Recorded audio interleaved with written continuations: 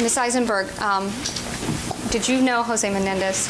Yes. And were you his either secretary or personal assistant at the time of his death? Yes. What was your job title? Excuse me? What was your job title? Besides office wife, assistant to the chairman of the board. All right, and you worked at Live Entertainment, is that correct? Yes. When was it that you first met Mr. Menendez? In 1976 at Hertz Corporation. And at the time, both of you were working at Hertz, is that correct? Yes. And at the time that you first met him, were you working for him or just you both worked for the same company? No, we both worked in the same division. And of the 14 years that you knew Mr. Menendez, how many of those years did you actually work for him? Between probably 6 and 8 years, 7 and 8 years. I'd have to really sit down and figure it out. When Mr. Menendez moved to California to take another job, did you come to California to work for him? Yes, I did. And was that in 1986? Yes, it was. And between 1986 and 1989, did you return to the New York area for a period of time and Yes. then come back? Yes. Approximately when was it that you left and came back?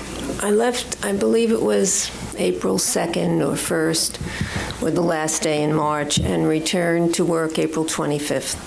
Was that at the same year? No, 89. All right, so you left in 88. In 88, returned in 89. So you were gone approximately a year. Right. And when you came back, you continued to work for Mr. Menendez? Yes. Would you describe how Mr. Menendez treated you? Objection, Your Honor, relevant. It's vague as to what you mean. Why don't you rephrase the question? Was Mr. Menendez abusive towards you when you worked for him? Not at all. Your Honor, it's irrelevant. Overall. Pardon me? Not at all. Right. Did you ever see him in meetings where he was hard on other people or abusive towards other people? Hard, yes. And did you ever say anything to him about it? Once in a while, not always, if I thought he was a little tough and if the situation would lend itself to my saying something. Otherwise, I didn't. Okay, but you did on occasion say something to him, is that? Yes. Okay. And during the period of time that he worked for you, would you describe his work habits? Excuse me, I said he worked for you. During the period of time that you worked for him. Sometimes people thought that, yes. Okay, but during the period of time that you worked for him, what were his work habits like? Let's just limit your testimony to when he was in California. Was he lazy? Your Honor, I'm going to object to the question on irrelevancy and vagueness. Why don't you rephrase the question? Okay, Mr. Roger Smith came in and testified. Do you know Mr. Smith? Yes, I do. All right, and was Mr. Menendez a lazy person? Not at I'm all. going to object against the form of the questioning. I can make Strike an... the previous reference as not a question. All right, it's vague as to what you're referring to, so objection sustained, the answer stricken. All right. How many hours a day did Mr. Menendez work? Well, he usually started, not every day, most days. He would have a breakfast meeting about 8:30 out of the office, would then come into the office, would have many meetings after hours, would go to screenings after hours, and then dinner with the people he was with. So you could say his day started around 8 or 8:30, and on many, many occasions ended after 9 o'clock at night. Did Mr. Menendez have a sense of humor? Objection, Your Honor, relevant. Overall. Absolutely. A very good sense of humor. Was he a tough CEO? Yes, he was. He wasn't running a day camp. He was running a company, and he was tough. Now, as his assistant, did you answer his telephone? Yes. And did he have a lot of women calling who appeared to be girlfriends? Question is vague as the time. During the time that you worked for him? 14 years. I'm sorry, I think I've limited her testimony to California. All right, why don't you do it again? Okay. He appeared to be girlfriend's calls. A conclusion of the witness. Overall. All right. During the period of time that you worked for Mr. Menendez here in California at Live, excluding the year that you were in New York, did it appear, you answered his phone, right? I was the only one who answered his phone. And did it appear to you that there were a string of women calling who appeared to be girlfriends versus business associates? Not at all. Okay. You were aware of the fact that Mr. Menendez had had an affair during the course of his marriage? Yes. Now, after Mr. and Mrs. Menendez died, did you go to the memorial service in California? Yes. And at the memorial service, did Lyle Menendez speak? Yes, he did. Can you describe the kinds of things he spoke about? We object to this. Not to approach her. All right. Ms. Eisenberg, did you consider Jose Menendez to be a lazy worker? Not at all. Did he work you hard? Well, I'm going to object to that. Irrelevant. Sustain, let's move on. Ms. Eisenberg, did you attend the memorial service in Princeton as well as the memorial service in California? yes.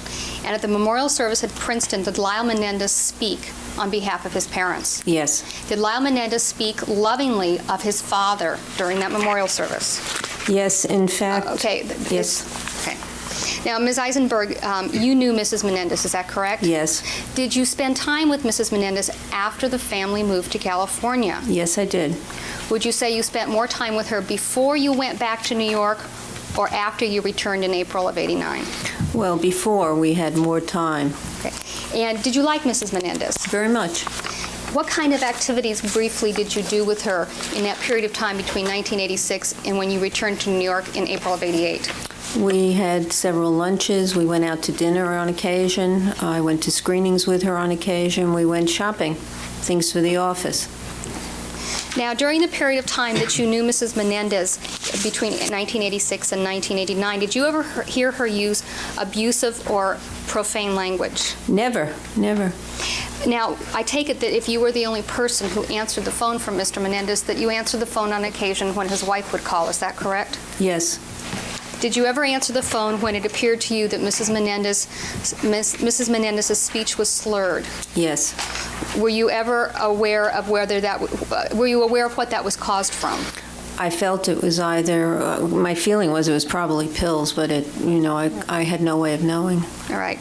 Now, when this would occur and she would call and her speech was slurred, would you notify Mr. Menendez of that fact? Absolutely. Did you ever go driving in a car where Mrs. Menendez was the driver? Usually when we went out, she was the driver. In fact, probably always when we went out. And when she drove, did you ever fear for your life because of her driving? Not at all.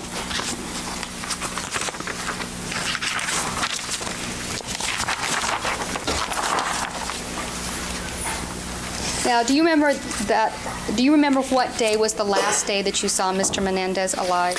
Well, it would have been in that Friday before they were killed.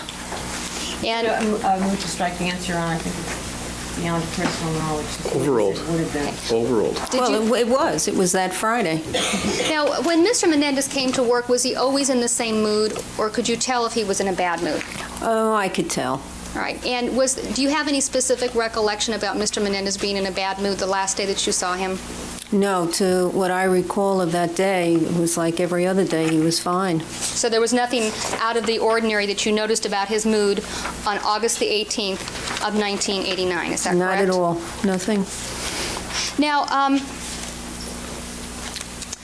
did Mr. Menendez ever brag to you about his son's achievements in tennis?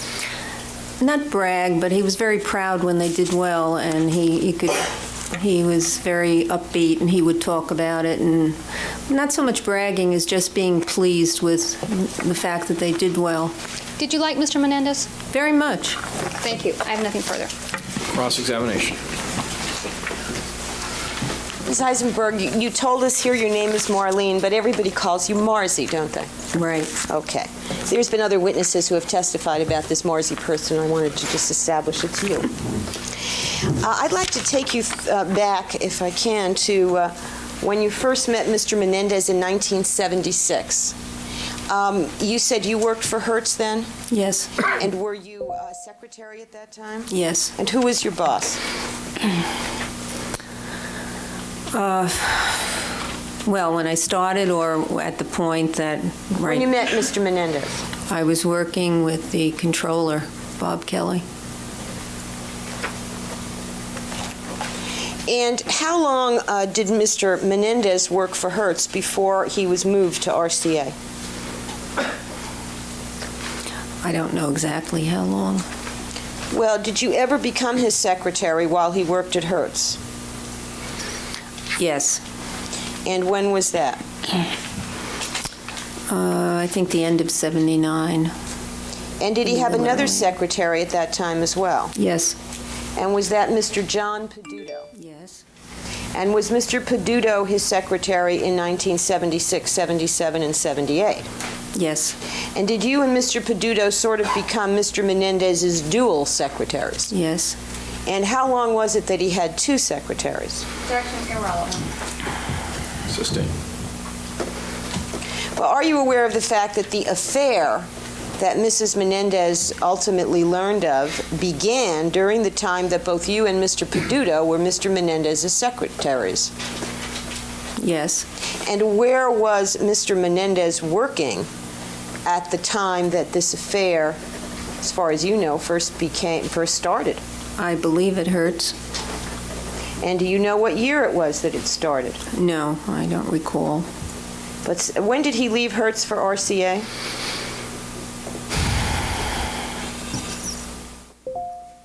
I think 80, 81, around 81, I believe. And when he left Hertz now Hertz was owned by RCA, is that Yes. correct? And he left Hertz after Mr. Joe Vittoria became president of the company? Which company? Hertz. I think it was about that time. And there was like a nasty turf war going on between Mr. Menendez and Mr. Victoria, and Mr. Menendez lost. Isn't that true? Objection, calls for hearsay, lack of foundation, assumes fact not in evidence. Sustained. It's also irrelevant. Isn't it true that at every place that Mr. Menendez worked, he had personal conflicts with the people on his same level or whose jobs he was after? Objection, calls for conclusion and argumentative. Well, it does call for conclusion on the part of the witness. You have to rephrase the question. Well, let me start back then. You remember when Joe Vittoria became the boss at Hertz? Vaguely. Yeah. And do you remember there was conflict between him and Mr. Menendez? Objection, irrelevant. Sustained. Let's move on to something more contemporary. Well, I have to do it chronologically. Do you then remember that Mr. Frank Olson, who was the chairman of the board, moved Mr. Menendez from Hertz to RCA? Objection, calls for hearsay and irrelevant. Sustained. Let's, as I said, get to something more contemporary. Did you move with Mr. Menendez to RCA? Not at that point. Did Mr. Peduto move with him to RCA? Yes, he did. And did you ultimately join Mr. Menendez at RCA? Yes, I did. And when did you join him at RCA? 83. So there was a period of a couple of years when you didn't work for him in there. I think it was not quite 2 years. And to the best of your knowledge, all through that time, from 79 through 83, Mr. Peduto did remain as Mr. Menendez's secretary. Yes. Now, when did you become aware of the fact that your boss was having an affair? Objection, answer. Overall. I don't even recall when. I couldn't answer that. Was it during the time that Mr. Peduto was also a secretary for Mr. Menendez? Yes. Now, Mr. Peduto remained Mr. Menendez's secretary until what year? I think it was late 85. He retired. I really don't remember the date. 85. About 6 months before Mr. Menendez left RCA? Probably. Give or take a few. I don't remember when. Okay, and you remained as Mr. Menendez's secretary after Mr. Peduto retired? Yes. And then Mr. Menendez left RCA when? 86. And he left RCA, did he not, after Elliot Goldman became head of RCA, replacing Bob Summers? Objection, irrelevant. Sustained. And isn't it true that Mr. Menendez hoped that he would replace Bob Summers and then proceeded to have a turf war with Elliot Goldman? Objection, assumes fact Sustained. It's irrelevant. Let's move on to something else. Now, in 1986, when did Mr. Menendez leave RCA? Well, it would have been, he came out to California, I believe it was July, so, May or June, I guess it was. Something in that time frame. I don't remember exactly when. Do you remember when the Menendez family, Kitty and Jose and Eric, moved to California? Well, when you say moved, do you mean totally moved or traveled back and forth moved? I don't know when they sold their house in Jersey. Okay, well, let's just back up. At some point, all three of them were here living together in some sort of residence, correct? Mm-hmm. And was Yes. it your understanding their first place of abode here was in Oakwood Apartments? Yes. And do you know when they leased or moved into the Oakwood Apartments? Objection, vague is too vague. Overruled.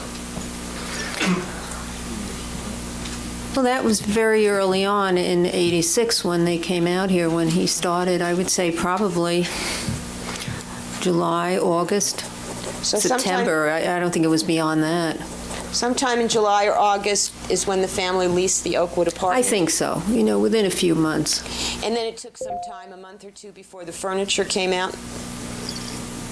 I don't recall when the furniture came out. Do you recall when they first rented the house in Calabasas, the rented Calabasas. house? It seemed like they were in Oakwood forever, although I don't think that was the case. It feels that way living in Oakwood, though. It did. Yeah. But Okay, so you don't know how long they were living in Oakwood before they found a house to rent? I really don't remember the time frame. It wasn't that, it was in 6 months, I guess. I don't know exactly when. And now, you remember, do you not, that Eric enrolled at Calabasas High School? Yes. Is it your recollection that he enrolled at the start of the school year, the fall of '86? I think so. Yeah, I would say so. In fact, weren't there times, Ms. Eisenberg, when you would take Eric to school before he had his driver's license? No, I didn't take him. I would pick pick him him up? up. Yes. And were there times you'd pick him up from tennis? Yes. And when you picked him up, if you can remember, where'd you take him home to? I'd pick him up. We'd pick up lunch. He'd come back to the office. Sometimes I took him, I think, to tennis. I don't remember exactly. And when he'd come back to the office, would Mr. Menendez be there? Yeah, generally he was in a meeting, and that's why I was picking him up. And was there a space set aside in the office for Eric to do homework or schoolwork at? Yes, we had some vacant area, another office.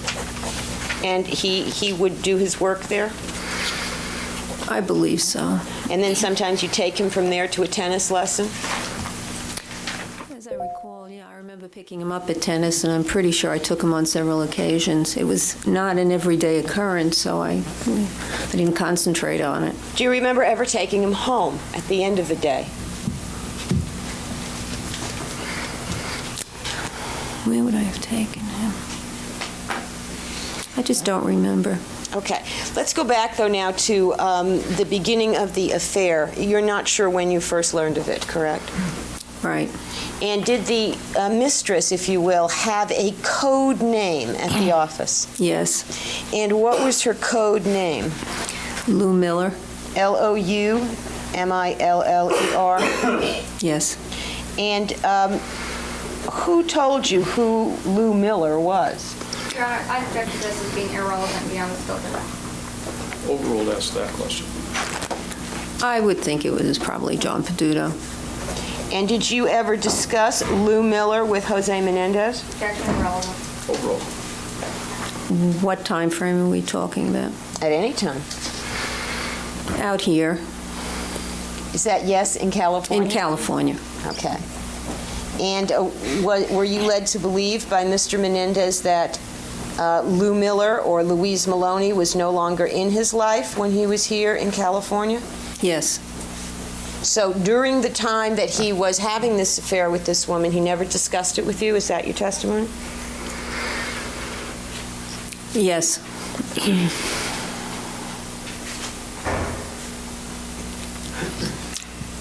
Now, do you know if Mr. Peduto had the task of making arrangements for Mr. Menendez to see or spend time with Lou Miller?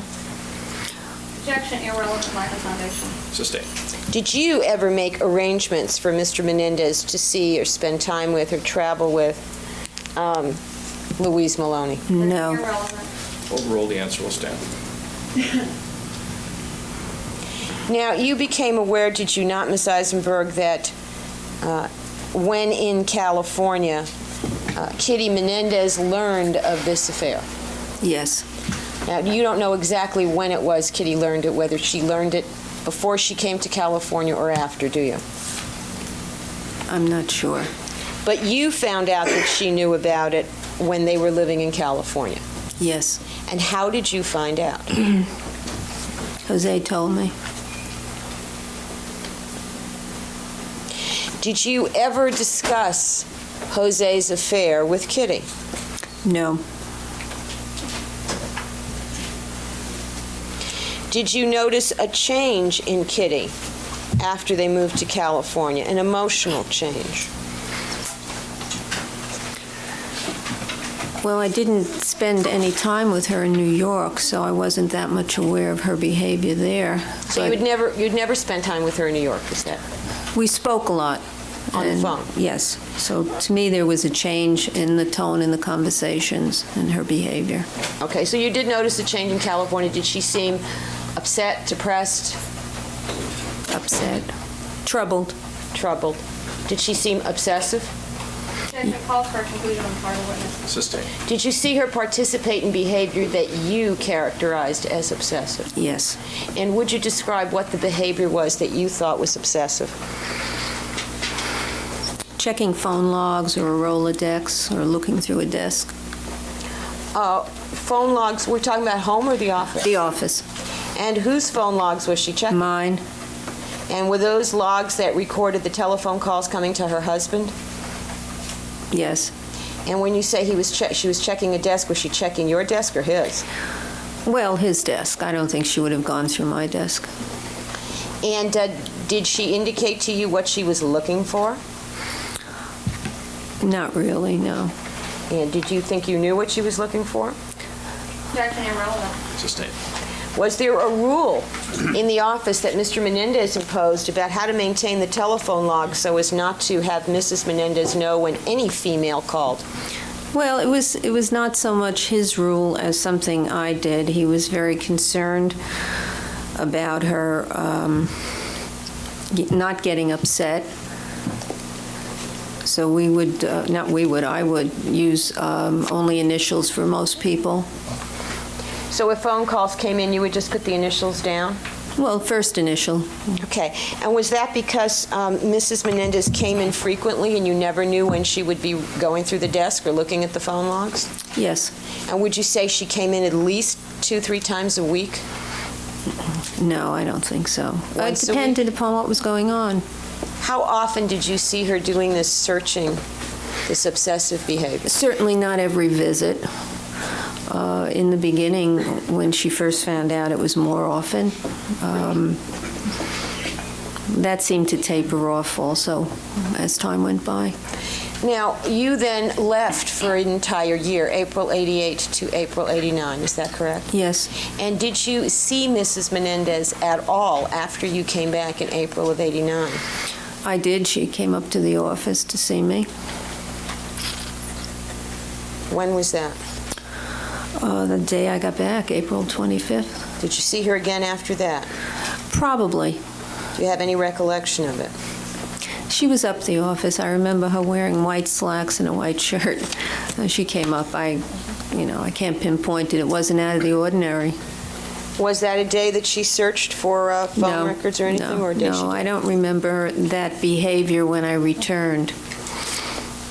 Now, did you know whether or not she was in therapy? I knew that she was. And did you know whether or not Mr. Menendez had actually gone and seen the therapist with her? Objection, beyond the scope and irrelevant. Overruled. I believe I was aware of it. Did he ever indicate to you in California that there had actually been other affairs that his wife still didn't know about?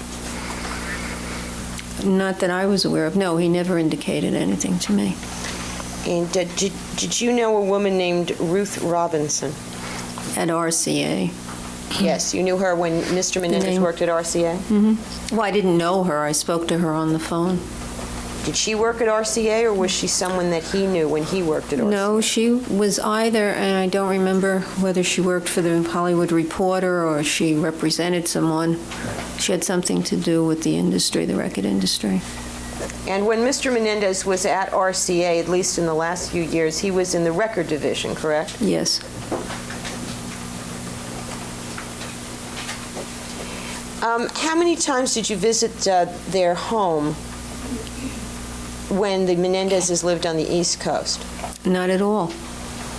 How many times did you see their children engaged in sports activities when the Menendezes lived on the East Coast? How often did I see them? Yes. I didn't. And with respect to the West Coast, you said that's when you actually started to see Mrs. Menendez rather than just talk to her on the telephone. Is that Yes, right? yes. Did you ever visit the home in Beverly Hills? No, I was away when they moved into the house. And between April and August, you didn't have any occasion to go there. Is that correct? That's right.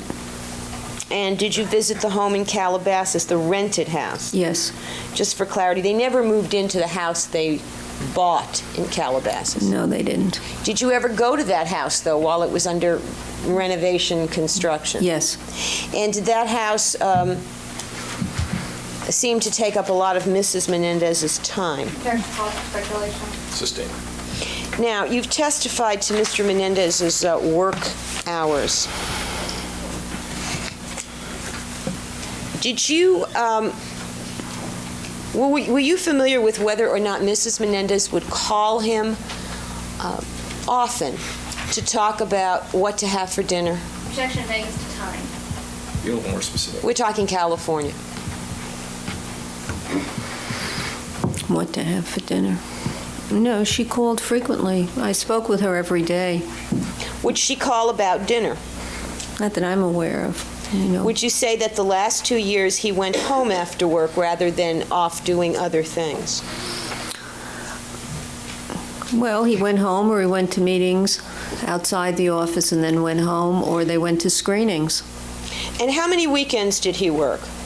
None that I'm aware of. And isn't- Wait, excuse me. On occasion, there might be a Saturday morning if someone was coming into town who we had to meet with. Otherwise, he didn't work weekends. And wasn't that unusual in the entertainment business for a big executive not to work weekends? Objection, irrelevant, and foundation. Overall.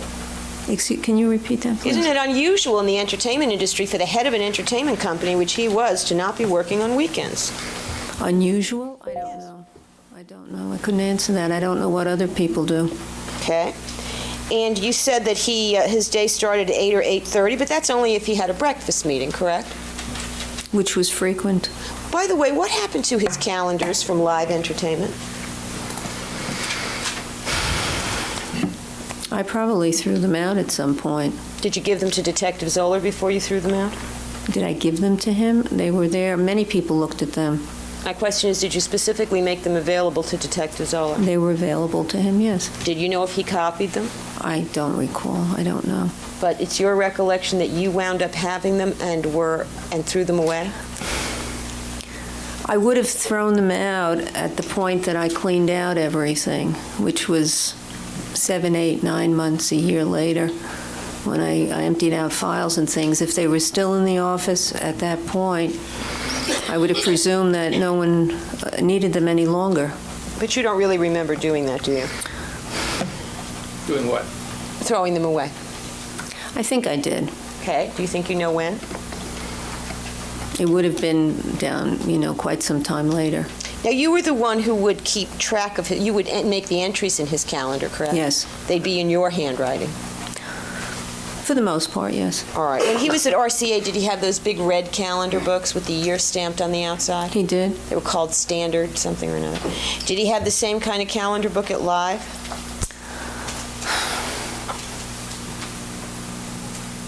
I think so.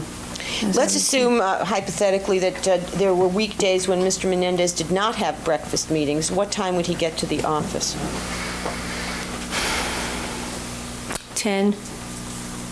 And let's assume, hypothetically, that there were evenings, as I'm sure there were there not, where there were no screenings or dinner appointments. Right. And what time would he go home? 6:30. So there were Thereabout. days, were there not, where his workday was 10 to 6:30. On occasion.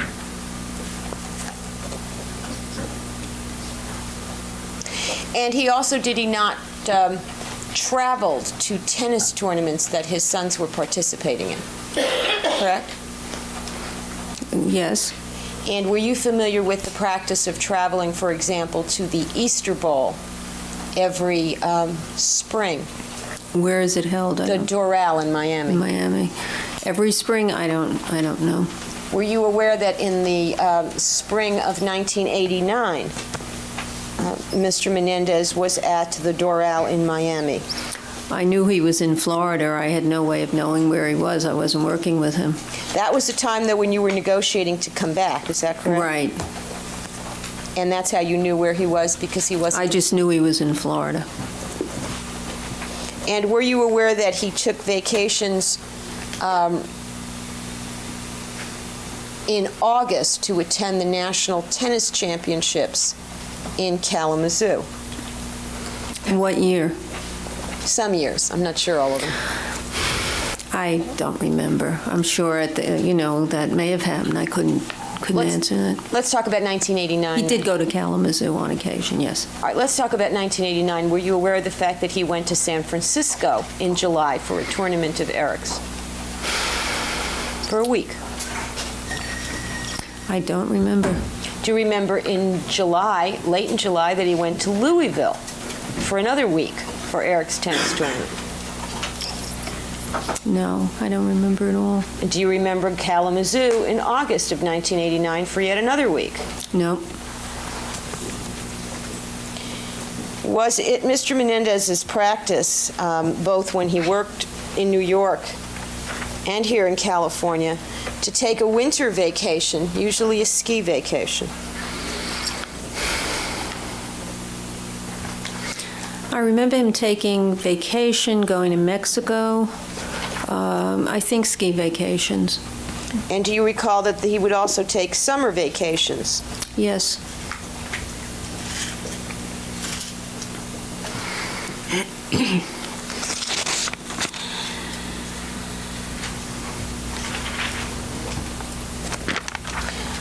As Mr. Menendez's personal assistant, did you attend meetings with the other executives of Live? No, I attended meetings at RCA with him, but not at Live. I didn't have time for that. So the meetings that he had at Live, you would arrange them, but you wouldn't attend them, is that correct? Yeah, yes. Now, you said that Mr. Menendez had a sense of humor. Yes. And isn't it true that one large feature of his sense of humor was at other people's expense? No, I don't think so. So you would disagree with his family members who testified that he would belittle people and make fun of them? Objection, argumentative. Sustained. You never saw him belittling people and laughing at them and putting them down and laughing about it? Laughing about it? No, not at all. Did you ever see him pull practical jokes that were embarrassing to the subjects of them? Objection calls for speculation.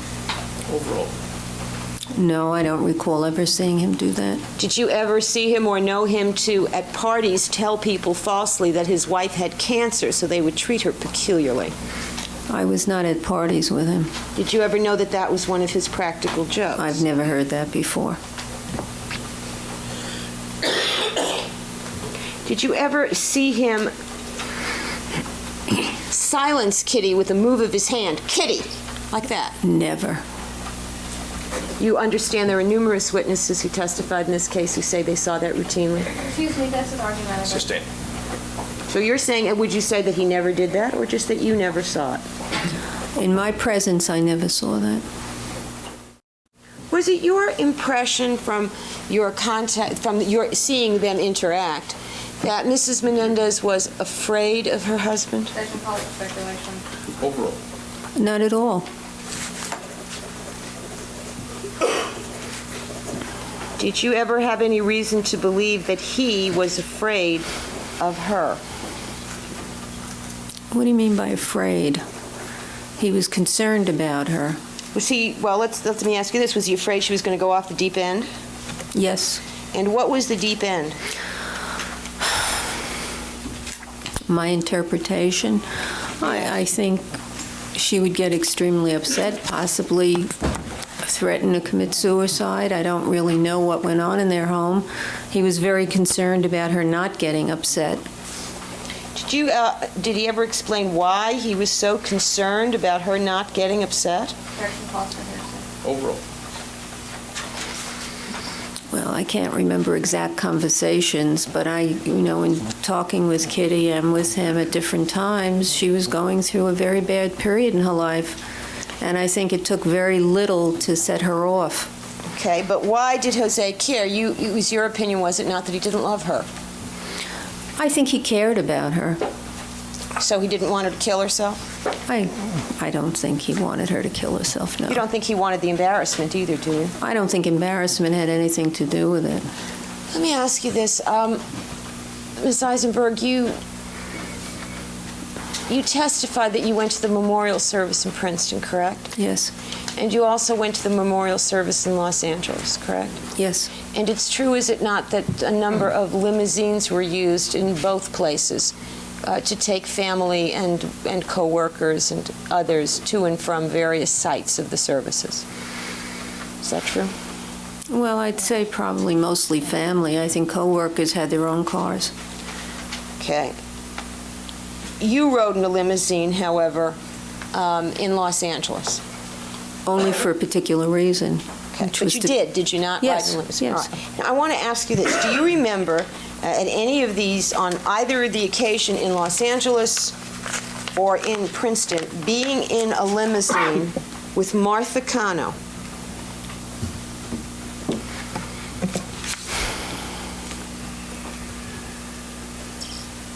I really don't. You knew Martha Cano, did you? Yes. You knew she was Jose's sister? Yes. You knew she was a stockbroker? Yes. Your Honor, may we approach for a moment? All right. Now, you said that there were some times when the situation was appropriate, when you would speak to him about his treatment of other people. Is that right? Not so much speak to him, make a comment or something. That wasn't very often. And were there times when you felt you could not say anything, it would be unwelcome? I choose to say inappropriate. He was running a company. It wasn't my place to correct him. Even if you thought what he was doing was It wrong? wasn't my place to correct him. Do you know, by the way, if Kuroko issued a commemorative Rambo knife to its executives? I'm not aware of that. You didn't get one, I never heard of it. okay?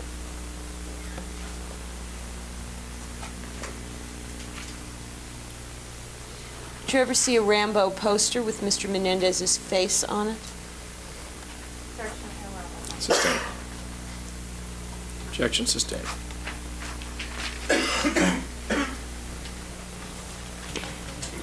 Ms. Eisenberg, do you recall on November 21st, 1993, you were interviewed by Mrs. Bozanich and Detective Zoller? Do you I'm remember? sorry, what was the date? It was November 21st, 1993, last week. I know, it seems like a long time ago. A lifetime ago. A yes. lifetime ago. Okay, but do you remember being interviewed by them? Excuse me? Do you remember being interviewed by them? We spoke. Well, it wasn't in the form of an interview where they took notes when they Yes. called you? Okay. And did you tell them that Kitty didn't like to be alone and that for the last 2 years, Jose went home after work? No, Jose didn't like to be alone, which was my impression. I don't know about Kitty's behavior with Okay. regards to that. So Jose didn't like to be alone, and for the last 2 years, he went home after work. Is that what you told them? Yes, if they didn't have a screening, he went, as far as I knew, he went home. Okay. And did you also tell them that Kitty would call about dinner? Kitty called every day. Okay, but- About dinner, I don't know. All right. Now, did you think when when you worked with Jose in New York, that if he didn't have a nighttime meeting, he was also going home? Sustained. I have nothing further at this point. All right, examination by Lyle Menendez. Ms. Eisenberg, did you say that at some point Jose Menendez was very nervous about Kitty going off the deep end? Is that what you said? Yes. When was it that he was very nervous about her going off the deep end? He didn't want her to become upset over, anything that she might think would upset her. Items. When? 87, 86. And you were in New York between March of '88 and April of '89, correct? Yes. When you came back to California in April of '89, did you notice a change in Mrs. Menendez's physical appearance? Did she seem to have changed during the 14 months that you were away? No, not to me. She looked the same. And did you notice anything different in her behavior I from didn't. when you were there before? Well, I didn't really get an opportunity to spend time with her. When I came back, a lot of things were happening in the company. I was extremely busy, and before we really had any amount of time together, she was killed. Now, you said on direct examination that although Jose Menendez was not abusive toward you, he was hard on others. Do you recall that testimony? All right. And can you give me an example of how he was hard on others? Again, if he felt someone was not telling him a straight story or giving him the truth or was, trying to candy coat something, he would push for answers. And do you remember when you had a conversation with Ms. Bazanich and Detective Zoller on November 21st, 1993, that you told them that Jose Menendez had few friends and that he exercised control on everyone in the office? No, I said he had few friends, many acquaintances, and that he had a finger on everything that was happening in the office, not control. And if they wrote that down, that is not what No, you said? I pointed it out. That wasn't. It was a finger on everything. Now, is it true that Jose Menendez hated change around him? Calls for speculation on part of the witness. You testified that Jose Menendez was not abusive toward you, correct? Yes. However, if things in his work environment change, would he indicate in some way that he was displeased? Sustained. Do you recall making some notes of your characterizations of Jose Menendez? Yes. Overruled, the answer will stand. Do you recall characterizing him All as right, if it relates to the same question you just asked before that I sustained an objection to, the objection is still sustained, even if she'd made a statement before. Could I make an offer of proof as to that, Your Honor? If it's the same thing, then it's still irrelevant. So Well, it's not the same. The offer of proof is different than the question. Just Right. want to state the relevancy of it for the court. All right, why don't you ask something else? And, That was my last question. okay, then you may approach All right. and do that. All right, and there'll be brief redirect examination, as I understand it, and then there's going to be some very brief testimony before the Eric Menendez jury only with this witness, and then we'll go on to the next witness. So we're almost through with this witness. Eisenberg, you indicated on cross-examination that there were occasions when you picked up Eric Menendez in high school. Yes. And why was it that you were picking him up? Where was his mother? To my knowledge, she was in New Jersey. When Mr. Menendez first came to California, did he come out here before his wife?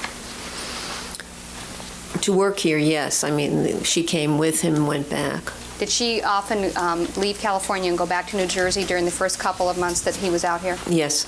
And my last question is, you indicated that on occasion when Mrs. Menendez was called that her speech was slurred. Did you notice this before you went back to New York in '88, after you came back in '89, or both? Before I left in '88. So somewhere between 1986 and 1988? Yes. Thank you. I have nothing further. All right, anything else on that limited redirect? All right, what we'll do then, since there has been the indication it'll be very short testimony before the blue jury, is I'll ask that the gold jury, rather than going to your jury room, just go into this jury room, invade the domain of the other jurors. Don't touch anything in there. And we'll have you out in just a couple of minutes, and then we'll proceed. The gold jury has left. Ms. Haywardson.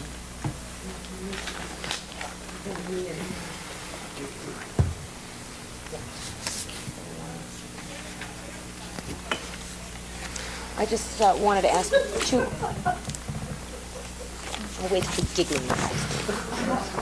All right, we have giggling in the audience, the jury in the audience, and some loud conversation in the jury room. Must be a reaction to what's in the jury room. Critiquing the I can only imagine what it is. Can I go there? I just wanted to ask you two questions, Ms. Eisenberg. First of all, do you recall a time some months after Kitty and Jose died when Eric came up to the office? Yes. And could you describe what his demeanor was like when you saw him on that occasion? He was quiet. We sat and talked for a while. He commented to me that he thought his mother was pathetic. I tried to explain to him that she was troubled, and we cried together. And did he ask you a question? Yes, he asked me when the pain would go away.